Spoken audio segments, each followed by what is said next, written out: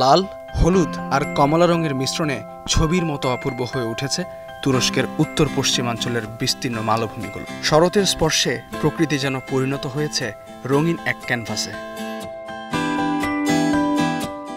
তুরস্কের দুর্জে প্রদেশে প্রকৃতির নয়নাভিরাম এই সাজ পাখির চোখে দেখলে ফুটে ওঠে এক অপূর্ব অনুভূতি। স্বর্গের কোনো অপরূপ ছবির মতোই লাগে এমন দৃশ্য।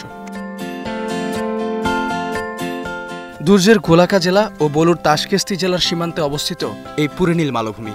দূর থেকেই চোখে পড়ে সারি সারি পাইন গাছ আর শান্ত জলরাশি। অনেক প্রকৃতিপ্রেমী বিমোহিত হবেন প্রকৃতির এই সৌন্দর্যে। শহর থেকে প্রায় ২৮ কিলোমিটার দূরে ও প্রায় ১৪০০ মিটার উচ্চতায় এই মালভূমি অবস্থিত ইস্তাম্বুল ও আঙ্কারার মাঝামাঝি অঞ্চলে। জনবসতির কাছে হওয়ায় পর্যটকদের কাছে এটি একটি আদর্শ গন্তব্য। শুধু পুরেনীলই নয়, এখান থেকে পর্যটকেরা বালিকলি, দেরেবালিক ও হেরা মালভূমির মতন দর্শনীয় স্থানে যেতে পারেন খুব সহজেই।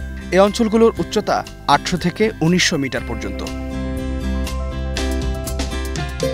শহরের কোলাহল থেকে কিছু সময় দূরে কাটাতে চান যারা, তাদের জন্য এসব স্থান যেন স্বর্গীয় অনুভূতির অনাবিল উৎস।